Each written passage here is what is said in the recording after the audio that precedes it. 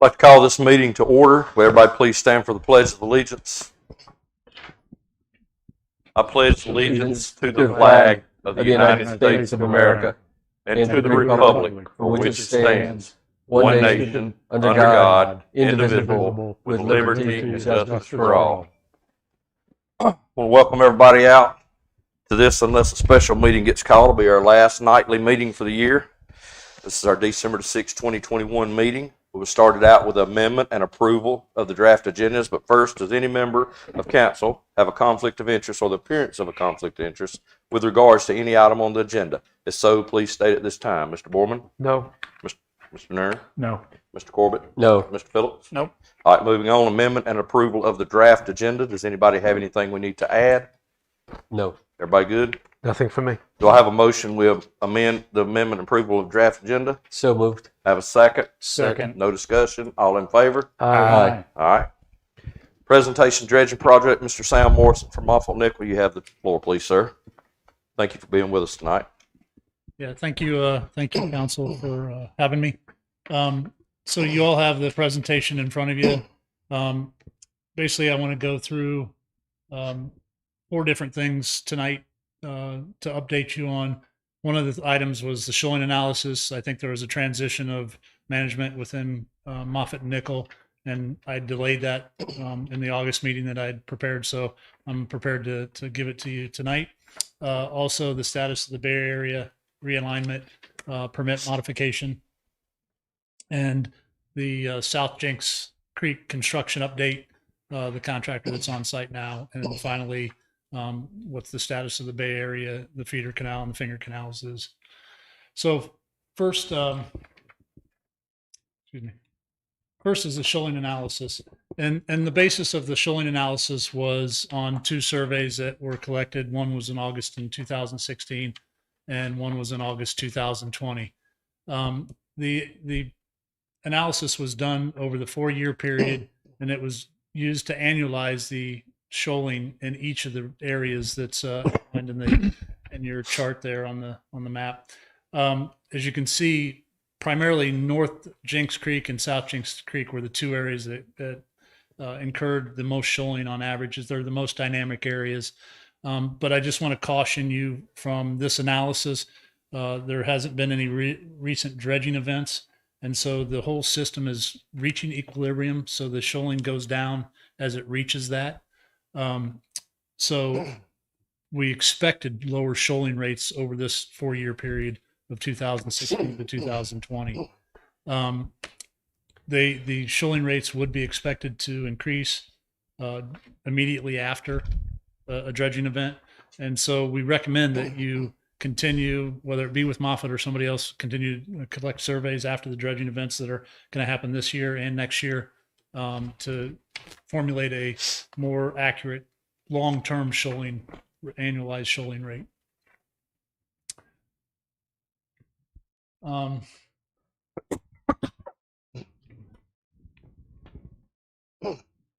So the Bay Area realignment and the adjustment to Cobia Street offloading and the Seaside offloading site permit mod.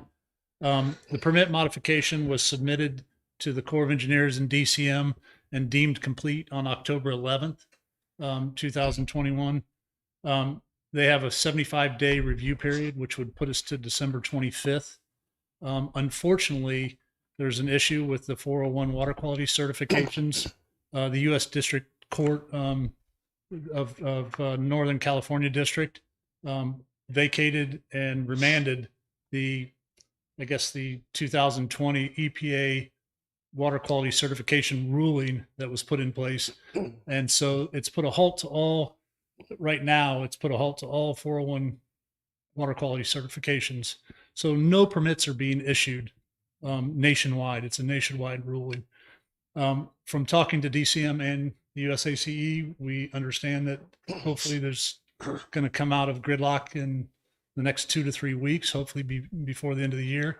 But there's going to be a couple month backlog because this was put into place on the 21st, only 10 days after we were deemed complete.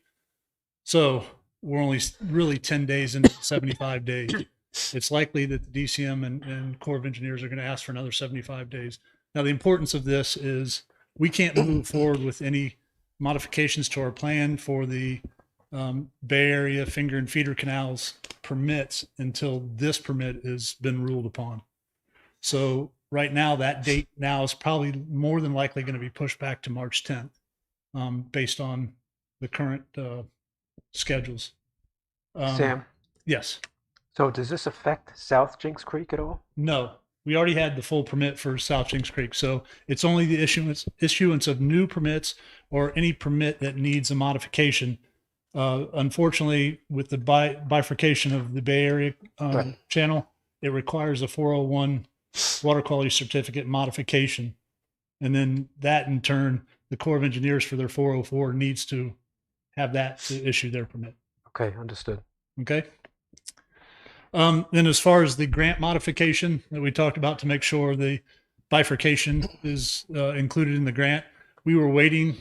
We had conversations with DEQ, and we were waiting to get the permit modification in our hands prior to amending the grant request. Unfortunately, that's not going to happen now. So we're now investigating what actions we can take before we get the permit in hand with DEQ to get confirmation on the grant modification to include the costs for the bifurcation. Oops.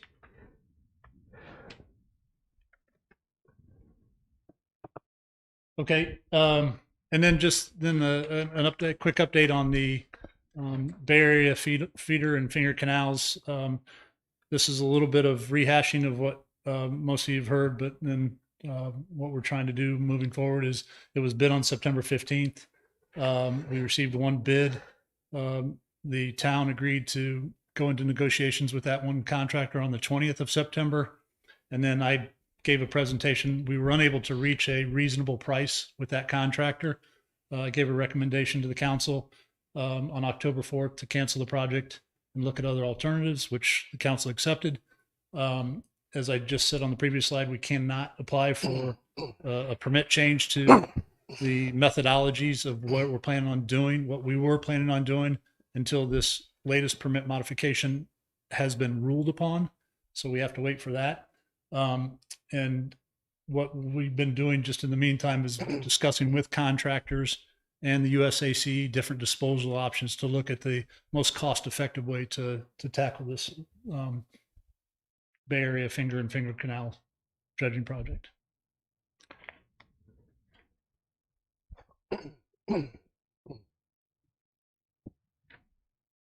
Sorry. Oops. Okay, so and then an update on the current South Jinks Creek dredging contract. Coastal Dredging began mobilization in early November or late September or late October, early November. They basically finished most of their mobilization prior to Thanksgiving week. They did have to wait till November 16th to start placing pipeline on the beach, which they did. And then they did their final connections and testing of their pipeline from November 29th to December 1st. Unfortunately, when they went to go fire up on December 1st, Wednesday afternoon, they blew an engine on their booster pump.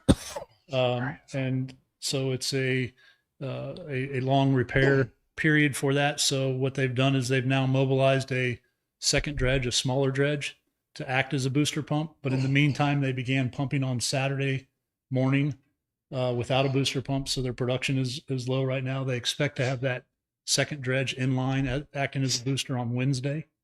But they have begun the project officially. They've taken turbidity samples and some sand samples. Everything appears to be in compliance at this point, and all the pipeline and dredging is conforming with the permitted actions to date.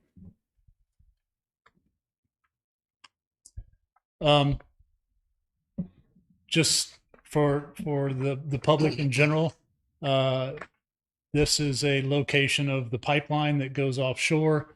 The pipeline goes along the beach and is just off the dune around the point at the end of Palm Cove.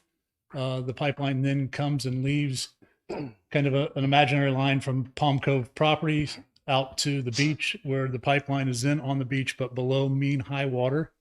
And then as it gets down towards 3rd to 12th Street, where you can see here the offshore or nearshore disposal site, which is about 600 to 800 feet offshore, their pipeline goes into that area, and that's where the material from South Jinks Creek is pumped into. Oops.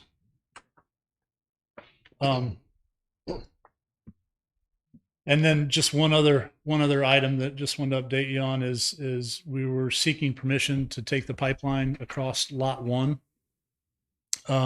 We're awaiting a easement to get the final permission, but we ended up having to notify adjacent property owners. Those notifications were made. The final notification was signed off on the 15th of November. So now we have to wait 30 days for DCM to take action on that. So the earliest we can receive action on taking this pipeline across lot 1 in Palm Cove is December 15th. Just wanted to make a couple comments about that, they're pumping during the day only. There's no real sound coming from the pipeline, so there's no intrusive sound by putting the pipeline in that location versus the spit. It shortens the length of the pipe, which ultimately helps the contractor with their production and will shorten the project. So it'll shorten the time they need to be out there. And it's anytime there's less pipe out on a beach, it reduces the environmental risk of something going wrong with a piece of pipeline. We don't expect it, but it definitely reduces the risk. So that's why we're trying to approve this lot 1 rerouting of the pipeline. And I think that's it. Sam, I have a question. Yeah, Charlie. If we can move the pipeline across or through lot 1 and it takes them less time, are we going to get a kick, some reduction in price? It doesn't hurt to ask. To ask the contractor, say, if we agree to this change, is there a reduction in price? At this point, I think with his booster breaking down, I would think he would be tough to say that he's going to give us a reduced price just because he's hurting already. But that's not the town's fault. Cost of doing business. Yes, that's right. So Charlie, I'm happy to write a letter to the contractor, and once we receive approval and say, this is approval, what is the contractor going to give the town in return for this approval? Because right now he's already set up going the other way. It doesn't matter. I say it doesn't matter. The project's going to move forward that way. But I think there's some advantages to the town by obviously shortening the project and reducing the environmental risk. Thank you. Yep. Yeah. Getting a lot of pipe off the beach would be nicer too. Yeah, that's in terms of the appearance. Correct. Now, when it's out there, what do you call that piece of machinery that's out in the water? That's where the I call it a spill barge. Okay. You're Is talking that the manned? one out in the ocean. Out in the ocean, yeah. Yep. Is that manned or unmanned? Unmanned right now. Okay. And so, do they have to go out there periodically and move it? Yes. Okay. They have a permit requirement again. Yeah. That the current elevation of that area is anywhere from 8 to 13 feet in the near shore disposal area. Yeah. And they are not allowed to place material above 6 feet mean low water. Okay. So they have to go out and periodically survey, move, and take samples of the material and do turbidity testing. So there's a lot of time that they have to spend out there and messing with that. Yes. And who makes sure that the dredging company is doing all of that? Well, it's partly, it's the dredging company themselves by doing reports. We ask for reports, ask for samples, ask for analysis of the samples and those kind of things. And then we make periodic site visits to sit there and watch them, what they're doing. So do you go out there periodically and dive down to make sure it's not going to? No, not dive down, but we ask them for hydrographic surveys, which will verify depth. We ask them for a daily turbidity monitoring log, which they have to go out 3 times a day and do turbidity monitoring, and they have to turn that into us as well. The soil samples they have to take 3 times a week. to show the soil is beach compatible sand that's being placed out there. And those are, I guess, the three primary things that go on in the ocean. Does that spreader stay in place? Does it just pump one out in a single stream, or does it have a mechanism that just kind of spreads it out as it? How does it work? It's a pretty basic system where and Dustin he was out there, but it's so it comes out of one pipe and gets it doesn't doesn't move. Okay. And this is I'll call it a smaller dredge. It doesn't pump a lot of quantity in an hour or 2 hours or whatnot. So, and when this material comes out of the pipe through the water column, it naturally gets spread by just the water column and settling out. Sam. Yes. Yeah. So based on the current timeline, when are we expecting South Jinx to be done? I would say towards the end of January. Towards the end of what? January. Okay. Well within the permitted time, but towards the end of January. And again, it's hard to predict mechanical efficiency, mechanical breakdowns, things like that, major mechanical breakdowns. But I will say the contractor, Coastal, has reacted very quickly to a booster blowing up and bringing a second dredge in to act as a booster to keep the project going. Okay. Which I was very pleasantly surprised that they decided to do that. Mm-hmm. And it was the town that requested them not to be doing any operations during the Thanksgiving week. Yes. Yes. Okay. Anyone else have any questions? Not for me. Thank you. Appreciate Thank you, your Sam. time, Appreciate sir. it. Thanks, Thank you. Sam. All right, moving on to the general council discussion. Councilman Nern, you have something for this one? Yes, I have some people I want to thank for the results of the election.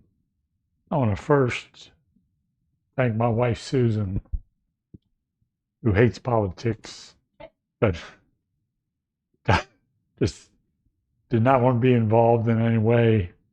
And I'm fine with that, but yet she got out there and put door hangers out and did other things.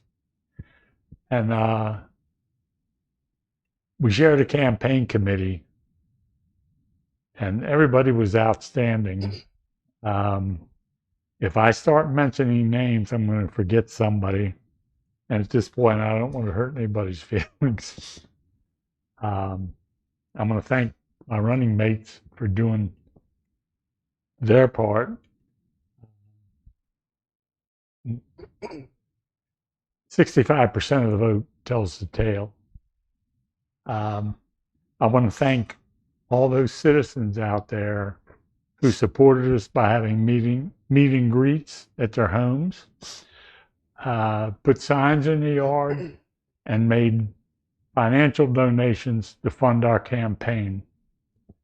And last, I want to thank everybody that voted for us.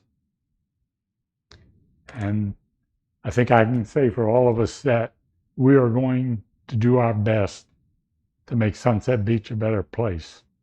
Thank you. I get Anyone one else sentence. anything? Go ahead, sir. I'm not going to repeat anything Charlie said. He covered it all very well. I just want to say that we're very happy to have been reelected and for Mike to have been elected. We have made pledges to the community to work hard to the best of our ability to try to come up with the best solutions for the town, for the community. And I just assure you, we will do our best to do what we can to continue to improve Sunset Beach. It's a great place now. We want to make it even greater. So thank you, everybody, for all your support. And whether you voted for us or did not vote for us, we're still here to serve you. Thank you. Anyone else? All right, moving on to the public comments on agenda items only. Does anyone have any comment at this time? All right. Moving on now to the consent agenda. Regards to all the October 2021 reports. We have the planning department, the buildings inspection department, the finance department, the public works stormwater department, the fire department, and police department. Does any member of council have any questions for any of these? I do. Go ahead, Tom. For the building department, the general notes that you put down here, number 3, it says that the staff will now be issuing camera permits. Is that correct? Did I understand that right? Yes, sir. They've been, the DCM has been overworked basically. And back pre-COVID, we kind of had them to take it and assume the responsibility back over. And so now they've approached us about giving it back.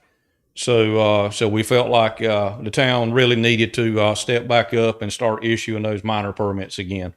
The town's always done it in the past for years, and we need to get back to doing it because some things have fell through the cracks because those guys are overworked right now. So you feel that that's a good thing to do? Take it back. Yeah. I do. Yes, sir, I do. And our inspectors trained, qualified, know how to do this? Yes, sir. Well, we've got LPO on staff now as it is, Stanley Deals. So like I said, we, all of us has kind of got together and, to know what to be looking for and, to get a better understanding of the whole process, including me and myself. So, we pretty much, January is a better time as ever because they were going to give it back to us anyway, whether we want it or not. Does the agency have to sign off on it at all, or they don't scrutinize it at all? It's we have to report to them. So we just write the permit. We're just handling the paperwork process. We send it up to them. They give us final approval, send it back. Oh, they do? Oh, yeah. Their eyes is on it, just like we are. We're just on here on the ground seeing things. And so the application process will go a lot quicker for homeowners. They can actually apply here instead of having to apply through DCM in Wilmington. And then, like I said, they're just the time just goes on. It takes forever sometimes to get permits. But the final approval is DCM. Final approval. Okay.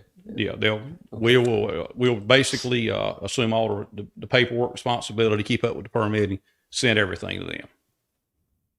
So will they compensate us for that somehow? We do.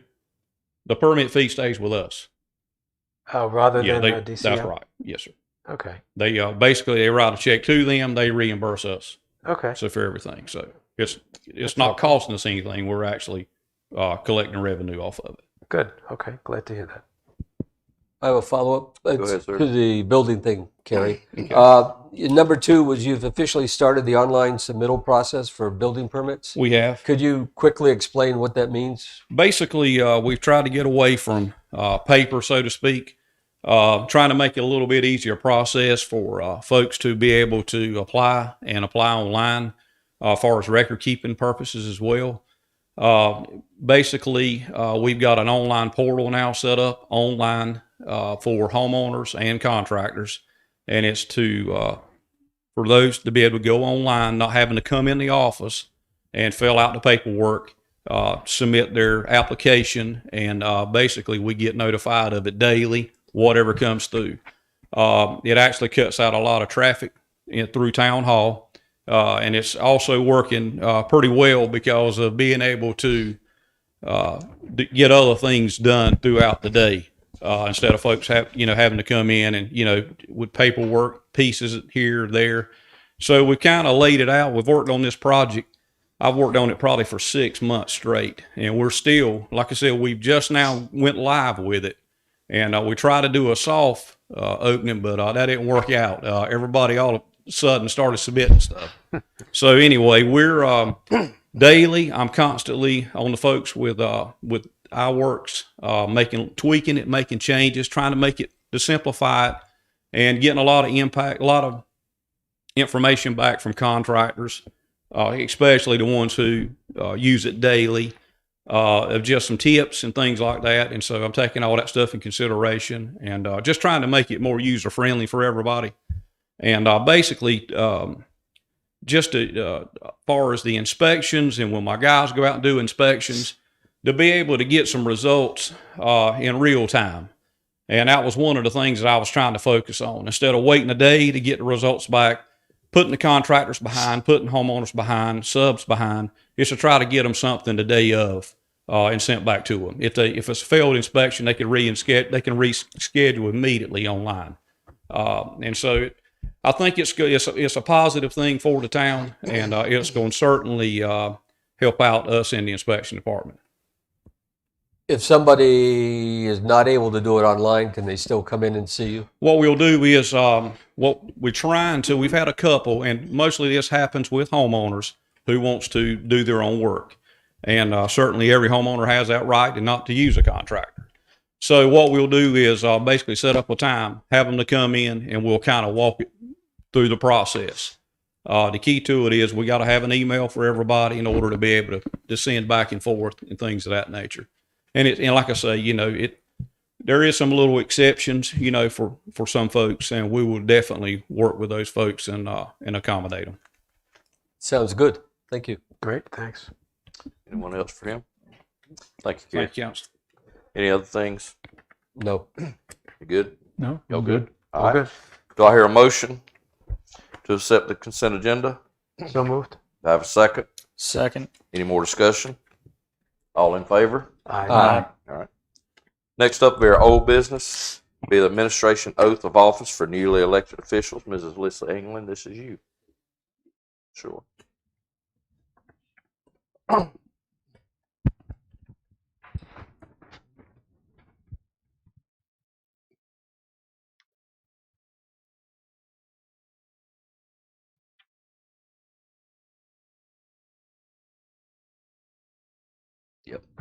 Okay. Repeat after me. Yes, ma'am. I, David Shannon Phillips, I, David Shannon Phillips, do solemnly swear or affirm do solemnly swear or affirm that I will support and maintain that I will support and maintain the Constitution and laws the constitutions and laws of the United States of the United States and the Constitution and laws and the constitutions and laws of North Carolina, of North Carolina, not inconsistent therewith, not inconsistent therewith, and that I will faithfully discharge and that I will faithfully discharge the duties of my office as mayor the duties of my office as mayor for the town of Sunset Beach, for the town of Sunset Beach, Brunswick County, North Carolina. Brunswick County, North Carolina. So help me God. So help me God.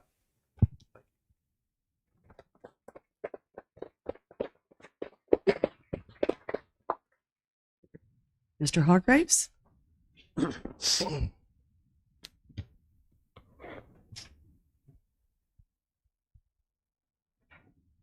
Charlie and I got to do it right now.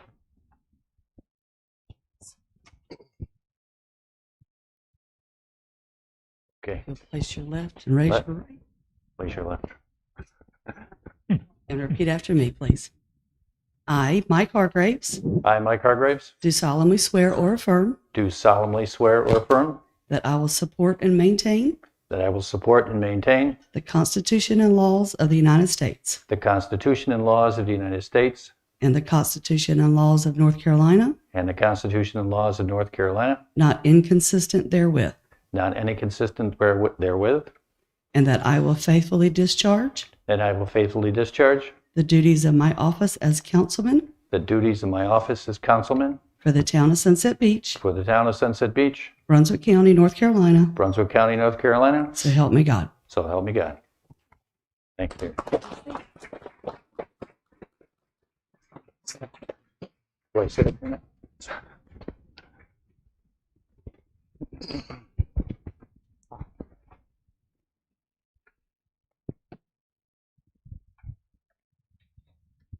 You two will repeat after me. I, Charlie Nern, and John Corbett, I, John Charlie Corbett, Narn. do solemnly swear or affirm do solemnly swear or affirm that I will support and maintain that I will support and maintain the Constitution and laws of the United States the Constitution and laws of the United States and the Constitution and laws of North Carolina, and the Constitution and laws of North Carolina, not inconsistent therewith, not inconsistent therewith, and that I will faithfully discharge and I will faithfully discharge the duties of my office as councilman the duties of my office as councilman for the town of Sunset Beach, for the town of Sunset Beach, Brunswick County, North Carolina. Brunswick County, North Carolina. So help me God. So So help me God. Thank you. Welcome back.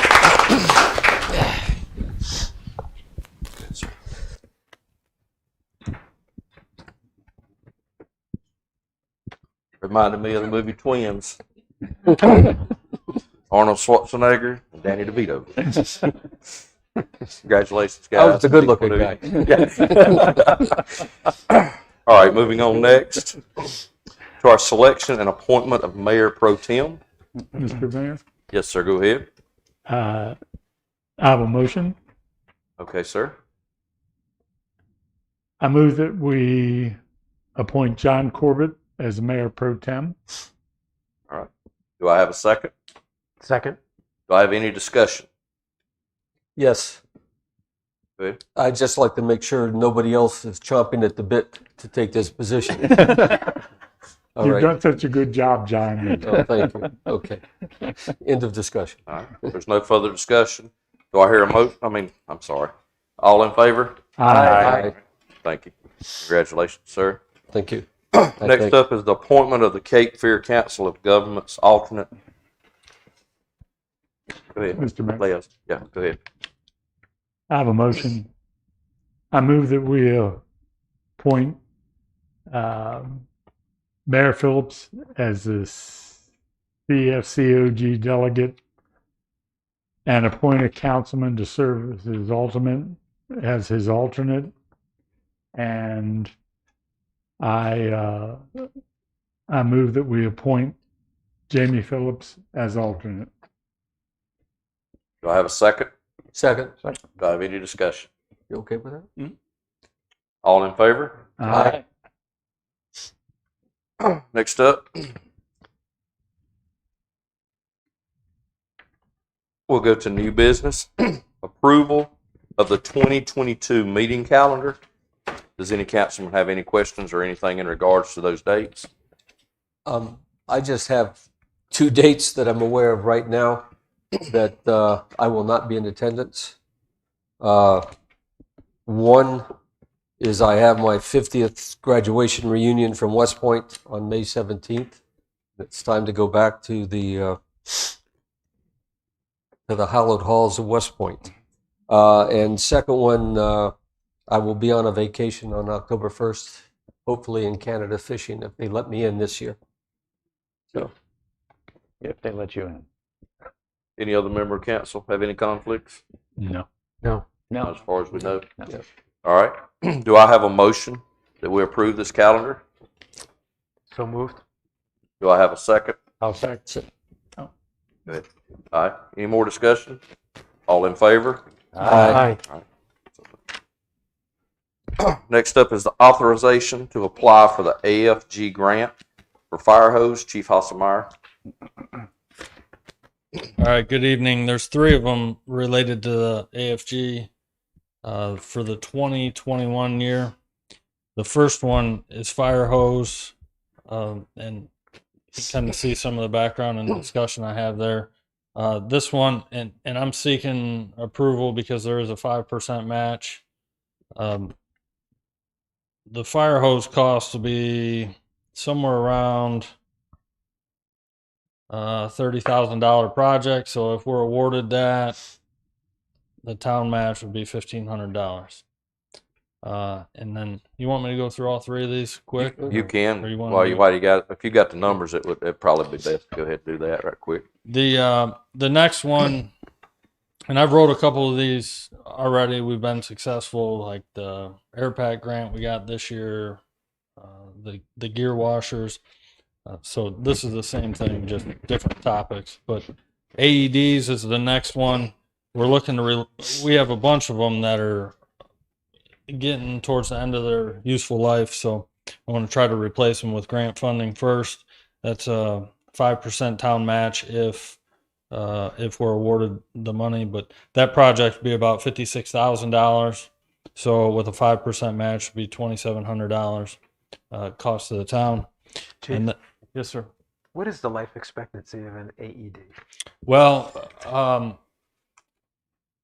It varies, but we get them serviced and tested every year. Okay. So as long as they're serviced and tested and no issues, then I can keep them in service. If Okay. they test them this year and do an inspection and say it's out of service, it's gone. I got you.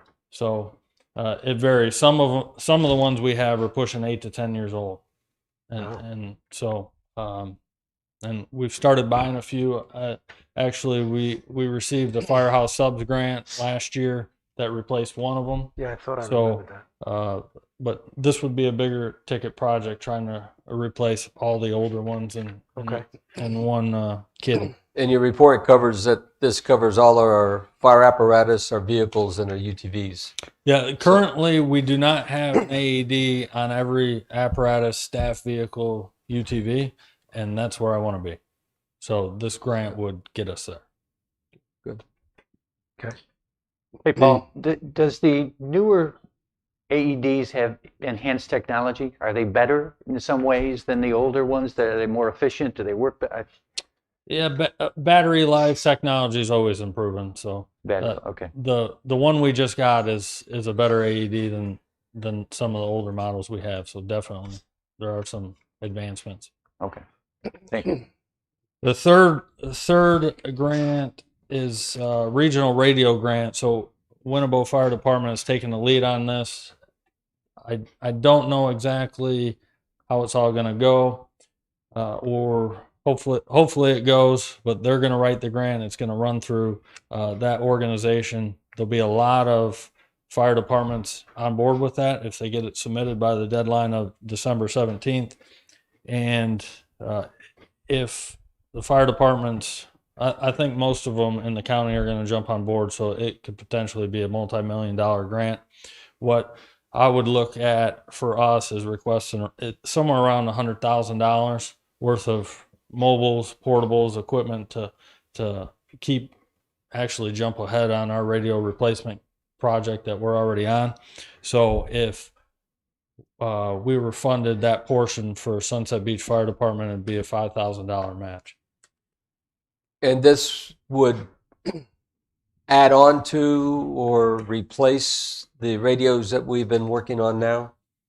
Yes. Is it a complementary system or a second system or? No, it's replacing old stuff that we currently have that, we're, as you've seen the last couple of years, we're trying to chunk away at it, just to say the least. This would give us a bigger chunk to replace a lot of the outdated mobiles, portables, and get us, where we want to be quicker. Yeah. I think we should go after every grant that we can. Always. Absolutely. You know where I stand on it. Yeah. Apply for everything. Yep. So, with that being said, any more councilmen have anything? Go ahead, sir. I'm ready to make a motion unless someone else wants to. Paul, can I just, one quick question?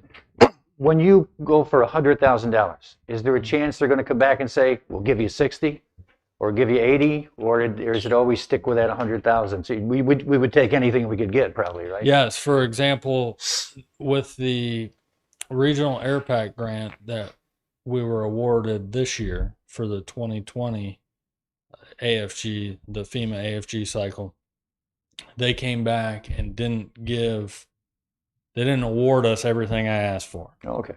So you'll hear about that again here in a couple months during budget discussions to finish that project. But we asked for somewhere around pushing 200,000, and don't quote me on the exact numbers, but we're awarded 95,000. So it's a good chunk of change. Well, that's regardless. good. That's positive. Okay. Anyone else got any questions? Nope. All right. I move that we direct Chief Hassenmeyer to write and apply for the AFG grant for the AEDs, for the fire hose, and for the radios. Do I have a second? Second. Do I have any more discussion? No. All in favor? Aye. Thank you, sir. Thank you. Appreciate you. Next up will be our mutual aid agreement with the Columbus County Sheriff. Chief Claymore, this is for you. Good evening. This is similar to other mutual aid agreements that we have in place with agencies surrounding Sunset Beach. We recently had an investigation that took us to Columbus County, and we realized at that time we did not have a standing mutual aid agreement. So like I said, this is just basically something we need to do to be sure that we are in compliance when we are working in Columbus County. And so what specifically does this let us do?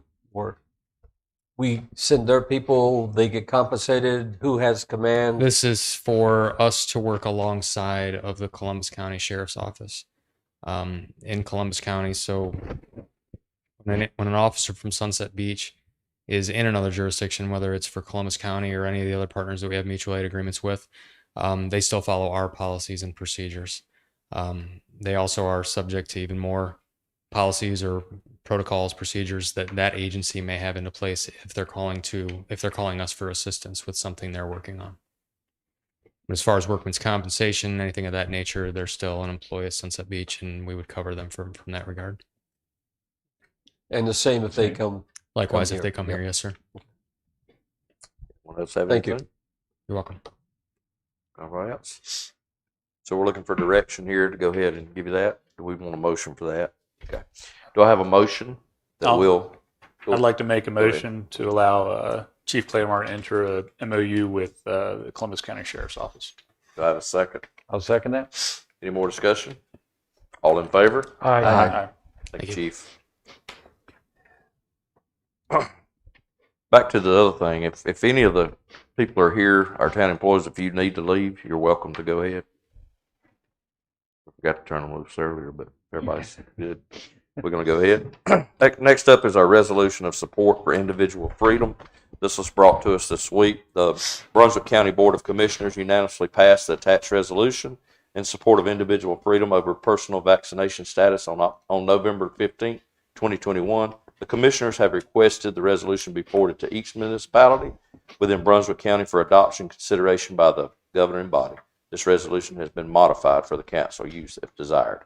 Does any member of the council have any questions or any statements regarding this? Well, I would hope that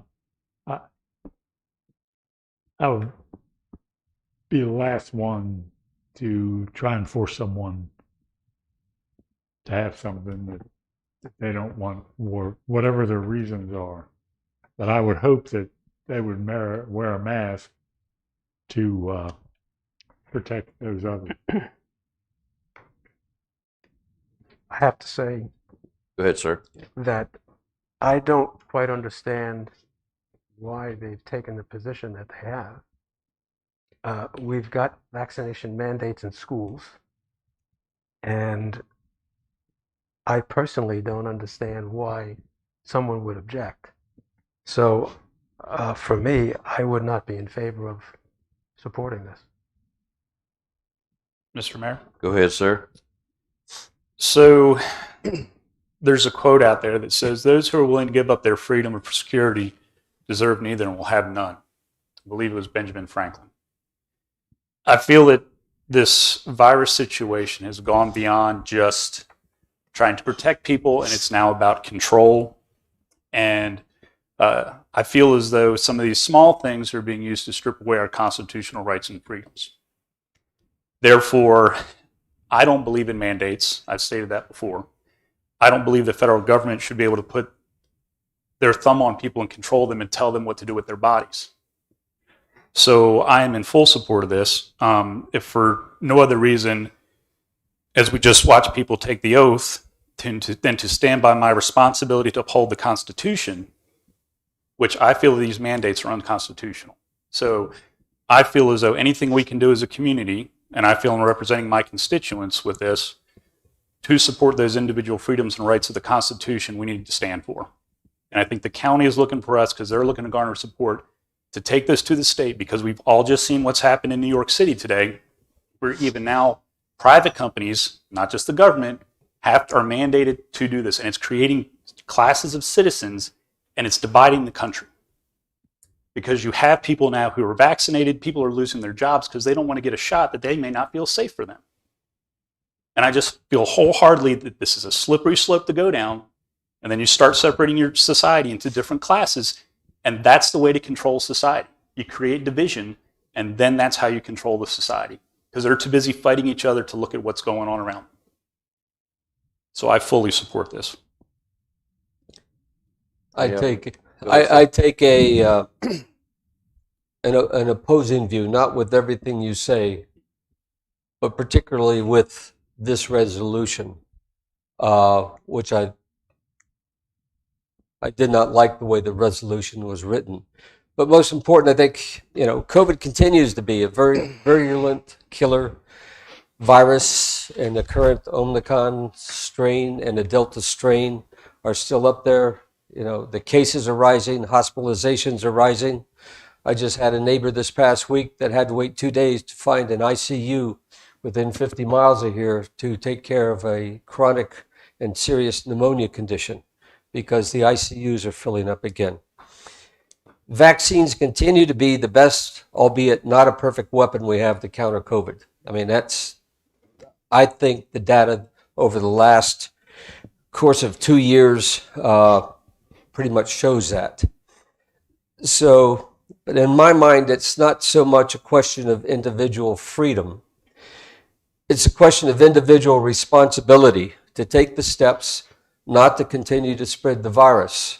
I mean, not only are we not everybody has the vaccines, and there are a lot of reasons why people don't get vaccines. Many of them are extremely valid. But if you're going to have something out there that says you don't need to get your vaccine, you do need to tell them that you have to absolutely wear that mask, and you have to follow the various types of rules and individual responsibilities so you're not running around potentially spreading the disease. And that's what I'm concerned with. Let me finish. So I do not support a resolution that does not encourage, facilitate, or support people to exercise their personal responsibility to get a vaccination or to take the other steps to minimize the spread of COVID. My view of invoking the Constitution is a little bit different in that the opening of the Constitution is that it was established, among other things, to promote the general welfare. And I feel very strongly that taking care of protecting the people, of providing means to address this issue is important. And while I leave room that is not something that you have to declare that everybody must get a vaccination, you should do everything in your power to encourage that everybody get a vaccination. And if you're letting them not give a vaccination, you set up testing programs, you set up masking programs, and you enforce those programs to make them work. And that's not being done. And this resolution does not do anything that does not move us in that direction. So with that, I think the core principles here are we need to be doing things that provide for the security, safety, prosperity of our citizens, and that's a healthy environment to live in. So with respect, I disagree with you.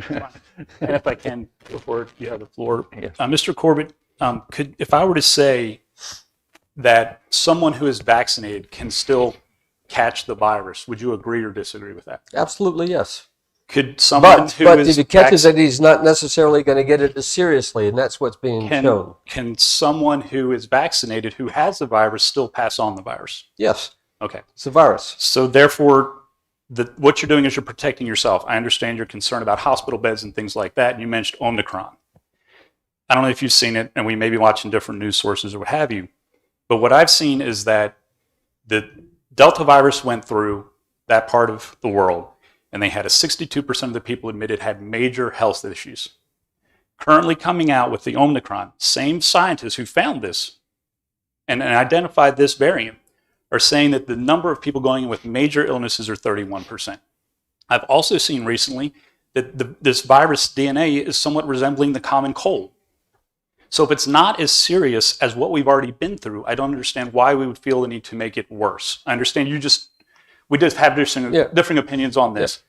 Yeah. And it's not just Omicron. It's also Delta is still out there. And it's also the vaccines choice. Build up the capability to go. And it's personal choice. And so your stance is to do that. You have your vaccination status, although you can still transmit, you're not wearing a mask. Now, Mr. Borman over here feels similar to you, but he's going to wear a mask because that's how he stands. So if you're worried about transmitting it, people who are unvaccinated transmitting the virus, you being vaccinated, then you should still have a mask on. And that's just my stance. And respectfully, we're just going to disagree. Yeah, we continue to do this. We look around the room Now- here now, so- and we see what happens. But we also have in our 94% of the people in our county that are over 65, and most of us in this room, a couple of by exceptions, I apologize, have been vaccinated. Yes, And that is our constituency, but we're still protecting the other. And respectfully, I've known more people that have passed away this year than with the virus, by far, almost double, personally. And that has nothing to do with that. Yeah. Well, Mr. Hargreaves? Yes. I have. you've already been elected, so now you. Now I can say something, yes. I respect everything, a lot of things both of you gentlemen have said, obviously. I read this resolution and I made some comments here about the resolution itself. And in reviewing the resolution in support of, and I'm going to read this because I'm a little bit nervous up here this time. I'll get better at doing this off the cuff. But reviewing the resolution in support of individual freedom over personal vaccination status, I became very concerned about the reasons why our town council is being asked to support a resolution that has at its core a very different message than has been delivered by state and local governments in North Carolina for many years. And I'm concentrating here in North Carolina. This document goes to great lengths to give multiple reasons why the people of Brunswick County should have personal health choices when it comes to vaccinations. When over the years, commissioners have mandated, when necessary, for our children to get numerous vaccinations before entering even kindergarten. And recently, they have added a mandatory vaccination for 17-year-old students in Brunswick County. Certainly, present and past county commissioners have realized that keeping children safe in schools is more important than leaving such a decision to personal choice. As we look at our lives today, our country has a similar situation. We have disease, COVID obviously, that has killed over 800,000 Americans.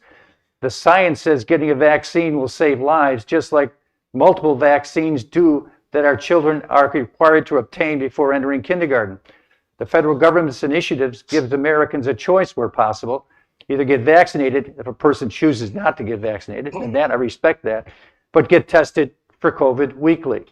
What a great way to ensure not only you are protected, but also those people who you come in contact with each day are protected. We must, as Americans, do our part to ensure that COVID is defeated.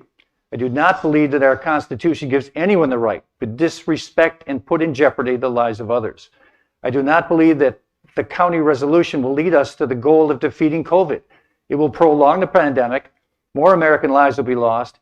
It is time for the county commissioners to stop the double standard and COVID and treat it like they do many other diseases that face students entering kindergarten, for example. Rather than pass a resolution such as this, I believe the county commissioners should consider passing a resolution encouraging people to get a COVID vaccine in order to save lives. Thank you. Well, that's just my thought. And I was centering there on this resolution. I don't think this resolution does anything to make the situation better. So. Well, I ain't got a vote, but I'm going to tell you my thought. Oh. And my thought is, I don't know about y'all, but when I grew up, every winter there was the flu. And all of a sudden, there's no such thing as that anymore. And it makes me wonder, in the world that we're in today, where all this propaganda comes up, and you watch one station it's this, one station it's that, but at the end of the day, where's the whole truth at? I mean, it's just like even take, for example, the dredging. We listen to objections about dredging and people that's for it. But everybody has a thing, but who's right? And at the end of the day, taking somebody's personal freedom, I don't agree with that in any shape or form.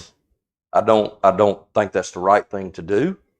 I think that it's negative for our society, and we can't say, well, I understand we have 65 and older, we do, but we also have people that are responsible, and they do what they have to do to stay away. In a day now where you can do anything you want to do at home on a computer, you don't ever have to go outside your home if you would like to stay in your home, if you don't feel safe. You have that option. Everywhere we go now, we have that option. And I can't, even though I don't have a vote, I do have a voice. And my constituents that I talk to, they would not want to be forced in this thing. And that's the majority of people in this town, because I'm out as much as any of y'all, probably more, because I talk to everybody where I go. And I've not heard anybody say anything. I had one email about this, and that's it. But, y'all vote whatever you think you need to vote. I understand you vote. I respect every one of you. But I just want the people to know where I stand on it. In regards to that, does anybody want to make a motion, or we're just going to disregard this, or what we're going to do? All right, so you making a motion? I am. I'd like to make a motion to accept the resolution. Jamie, sorry. Like I said, I'd like to do this to have it, or the vote on record, rather than just quelching it. I'd like to make a motion in support of the resolution for individual freedom. Do I have a second?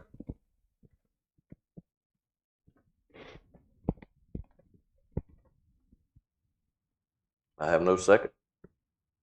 So the motion, I guess, dies. Yes, sir.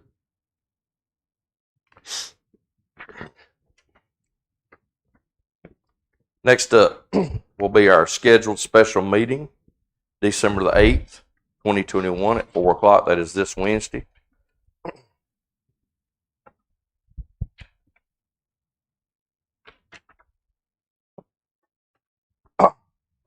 Council is requested to make a motion to schedule a special meeting for Wednesday, December the 4th, 2021 at 4 p.m. The purpose of this meeting is for the council to go into closed session pursuant to NCGS 143-31811. A3, to consult with the attorney employed by the public body in order to preserve the attorney-client privilege between the attorney and the public body, which privilege is hereby acknowledged.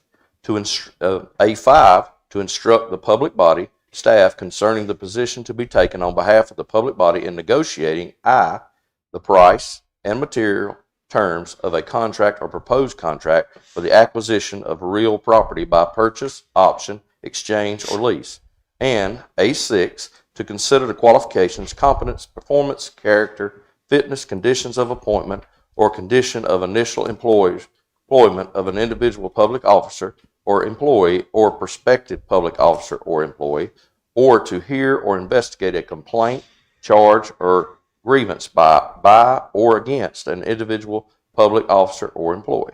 Afterwards, the council will return to open session to consider any discussion and for actions resulting from the closed session.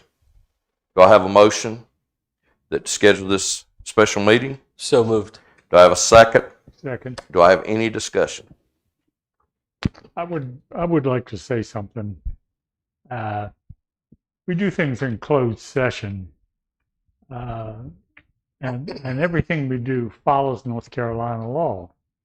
And I don't care where you came from, whether it's in the Northeast or the Midwest, and how it's done there. I don't care.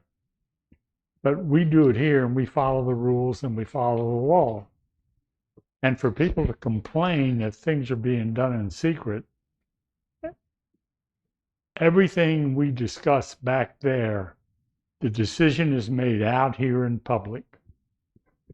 Everybody knows what we've come up with. And a recent event in this town, everybody wants to know why. Well, if you want to know why, then you ask the person that it involves. Don't come and ask us and try and shame us into breaking the law. We're not going to do it.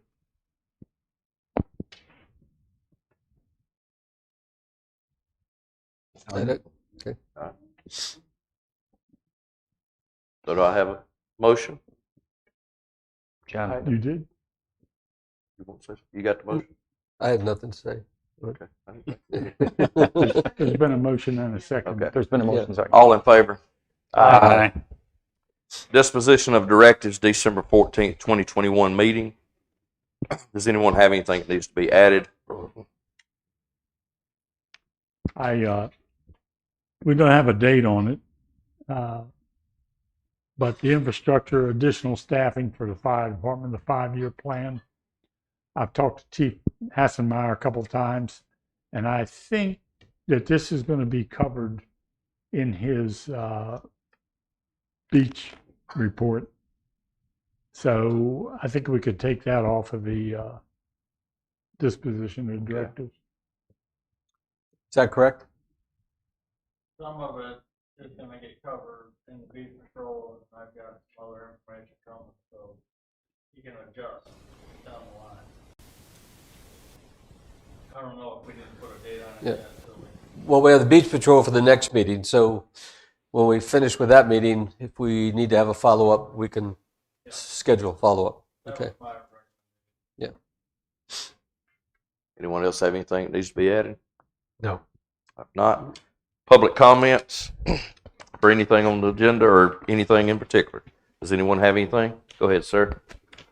Please state your name, your address.